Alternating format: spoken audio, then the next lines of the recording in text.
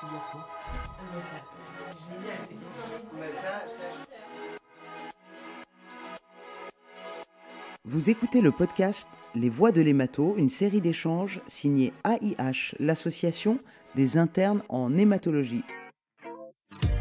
Aujourd'hui avec nous, Charline Fuseau, interne en hématologie, présidente de l'association des internes en hématologie à Strasbourg, et Pierre-Édouard de Bureau, interne également et président également de l'association des internes en hématologie, la fameuse AIH. Alors deux profils très asso et très hémato. Bonjour Charline et bonjour Pierre-Édouard. Bonjour Sarah. Bonjour Sarah. Alors, est-ce que vous pouvez me raconter ce que vous faites dans la vie? Et vous avez 2 points en commun au moins. Alors, Charline, à toi. Alors moi je suis interne en hématologie à Strasbourg et puis je m'occupe d'une association des internes d'oncologie et d'hématologie à Strasbourg. Et toi, Pierre-Édouard? Moi, je suis interne en hématologie à Paris et je suis le président de l'association des internes d'hémato, l'AIH. Alors, est-ce que vous pouvez me raconter un peu ce parcours associatif? Comment on y vient, Charline? Alors moi ça a débuté en 2e année de l'internat avec cette association qui existait depuis 2002 et où dernièrement il n'y avait plus d'internes d'hématologie dans cette association et donc j'ai voulu y apporter ma patte pour que l'hématologie reste quand même dans cette association. Mais on vous choisit, vous choisissez, comment on arrive à monter un tel projet?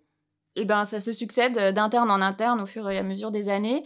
Et voilà, lorsqu'on a envie d'y adhérer, tout le monde est partant. Alors, et vous, Pierre-Édouard, comment vous êtes arrivé à cette expérience associative? C'est surtout grâce à des rencontres que j'ai fait au cours de mon internat, tout particulièrement Thomas Longval, qui était un membre du bureau de l'AIH, que j'ai rencontré au cours des différentes réunions qui ont été réalisées au sein de l'AIH, et qui m'a proposé de rentrer dans le bureau.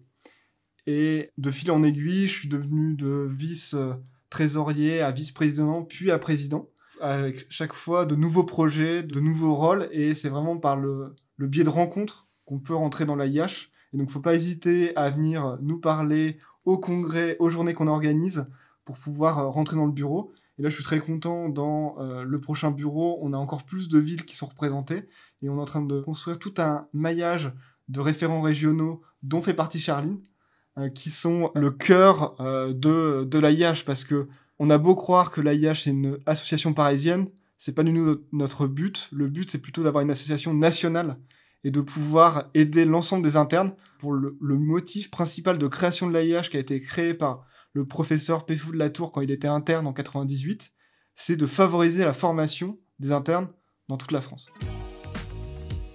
Est-ce que vous pouvez m'expliquer la différence entre l'expérience locale et l'expérience nationale?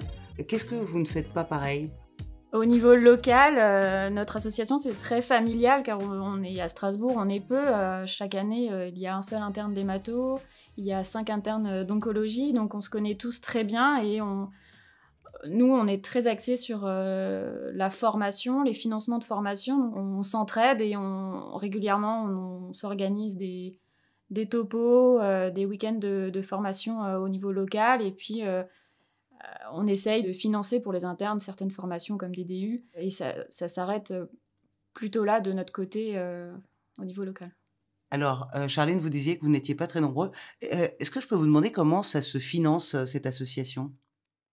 Alors, avant, les laboratoires pharmaceutiques nous aidaient beaucoup avec des dons pour nous aider justement à financer ces formations aux internes. Actuellement, c'est beaucoup plus compliqué avec la loi santé, donc on doit trouver plusieurs astuces et puis d'autres moyens de se financer, mais je pense que Pierre-Édouard peut un peu nous orienter sur ça. Donc, la loi santé, c'est une loi qui est apparue depuis 2 ans, qui empêche le financement direct et indirect des internes et des associations d'internes par l'industrie pharmaceutique en ce qui concerne l'hospitalité. L'hospitalité, c'est le transport, l'hébergement, les repas et également les inscriptions au congrès. Et la majorité des financements de l'AIH étaient issus des laboratoires pharmaceutiques et permettaient aux internes d'aller dans des congrès internationaux qui coûtent plusieurs milliers d'euros à financer. Et ce financement, du coup, n'est plus possible à l'heure actuelle et même est extrêmement limité puisqu'on a appris récemment que même les congrès virtuels, donc qui se font en distanciel, ne peuvent plus être financés par les laboratoires pharmaceutiques. Et donc on se retrouve avec de l'argent des laboratoires qu'on ne peut plus utiliser pour aider les internes, et on espère qu'il y aura une réforme ou des aides de l'État pour pouvoir compenser ce défaut de formation qui est en train d'apparaître dans différentes spécialités.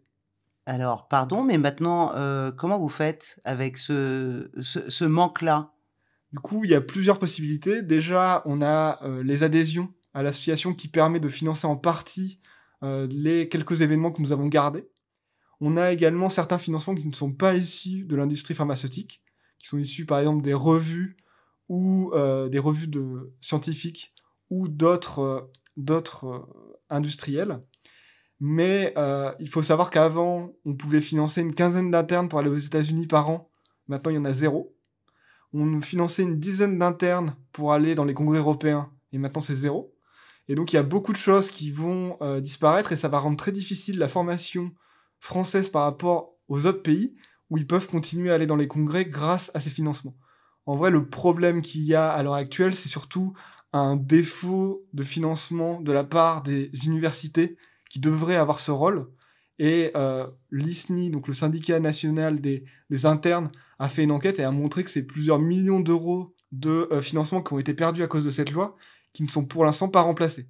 Et on sait que dans certaines spécialités où il y a besoin de matériel pour se former, par exemple en chirurgie, si vous n'avez pas le matériel pour former les internes ne vont pas pouvoir se former. C'est une exception française, cette loi santé? À l'heure actuelle, oui. Après, il y a quand même des soucis avec certains laboratoires et certains financements. Donc, il est normal d'avoir une régulation, mais priver les internes de toute forme de financement, alors que 90% des formations, même des formations comme par exemple les cours nationaux de DES, les transports des internes de province vers Paris pour pouvoir se former, étaient financés par l'industrie pharmaceutique. Et ça représente à peu près 50 000 euros par an. Et ça, quand on demande aux universités, à l'État de financer, on nous dit que c'est pas possible.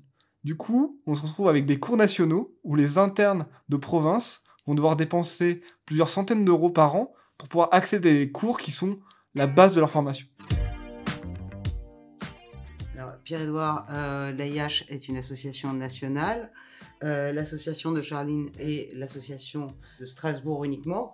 Vous pouvez l'aider. Comment elle fait, elle, si elle doit simplement se contenter des adhésions, c'est peut-être pas suffisant. Est-ce qu'une association nationale peut venir typiquement en aide à l'association dont s'occupe Charlène? C'est une très bonne question. J'aimerais pouvoir le faire. Et il y a plusieurs associations locales qui nous ont contactés. Le problème, c'est qu'on a exactement les mêmes problématiques. C'est-à-dire que si je commence à aider à financer une association régionale, laquelle je vais choisir, et nous, notre objectif, et on a fait un sondage au sein de nos adhérents, on leur a demandé qu'est-ce que vous voulez. Est-ce que vous préférez qu'on envoie quelques internes en congrès internationaux, ou est-ce que vous voulez qu'on fasse ce qu'on appelle les journées de l'AIH, qui sont notre manifestation annuelle, où on va dans une ville de province pour pouvoir mettre en valeur les recherches qui sont faites dans la ville, avec, par exemple, l'année dernière, on était à Nice, et cette année, on va à Toulouse, pour pouvoir mettre en avant une ville, un internat, et les recherches qui y sont faites, ou préférer financer des congrès internationaux. Et ce qui a clairement apporté l'adhésion des adhérents, c'est la journée nationale à plus de 80%. Donc c'est pour ça qu'on a favorisé les fonds qui nous restaient hors laboratoire pharmaceutique, afin de pouvoir continuer à envoyer 80 internes dans une ville de province, afin de leur proposer une formation complémentaire. Charlène, est-ce que vous avez pensé du coup à des itinéraires bis, d'autres solutions justement pour vous financer? Comment vous pensez vous en sortir? Alors nous, actuellement, on s'est aussi orienté vers d'autres financements hors laboratoire pharmaceutique, comme des prestataires de santé ou des associations qui sont plus grosses et qui ont les moyens de nous aider. Nous, on n'a pas un budget aussi important que l'AIH à financer, donc on peut viser un peu moins haut.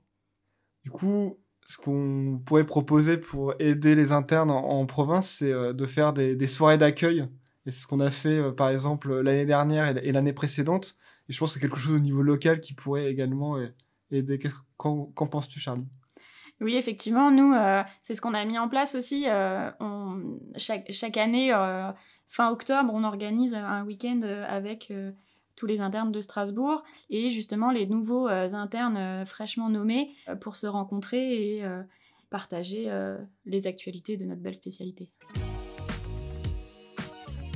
Est-ce que vous avez une phrase comme ça qui vous guide, parce qu'en plus, rentrer dans le milieu associatif il faut une certaine générosité, être tourné vers l'autre. Est-ce que vous avez une phrase comme ça qui vous guide tous les deux ? C'est pas une phrase, mais c'est plutôt un concept. Moi, je suis très fan de rugby et je pense que l'esprit d'équipe qu'on peut avoir au sein d'une association, d'essayer de pousser la mêlée pour avancer tous ensemble. Et j'espère que ce podcast vous aura donné envie d'entrer dans la IH, donc n'hésitez pas à nous envoyer un mail ou autre. C'est une très belle image. Merci. Charline, si vous aviez en face de vous le président de l'AIH, vous auriez envie de lui dire quoi ? Alors, je lui dirais qu'il faut qu'il poursuive toutes ces belles initiatives pour renforcer notre cohésion entre tous ces internes d'hématologie et pour que notre formation puisse être la meilleure possible. Alors, Pierre-Édouard, si vous aviez en face de vous la présidente de l'association de Onco-Hémato de Strasbourg, vous auriez envie de lui dire quoi ? Je voulais dire merci, parce qu'on sait quand on prend un poste associatif que c'est du temps qui est pris sur notre temps libre et qu'on cherche à aider les autres. Et moi, je trouve ça magnifique. Je trouve que l'hémato, on est là pour aider les patients, mais faire en plus de l'associatif qui prend une bonne partie de notre temps libre, je tenais à lui dire bravo et continue dans ce dynamisme. Merci. Les voix de l'hémato, des histoires d'internes qui s'écoutent en externe, série podcast réalisée par Canopée Associés.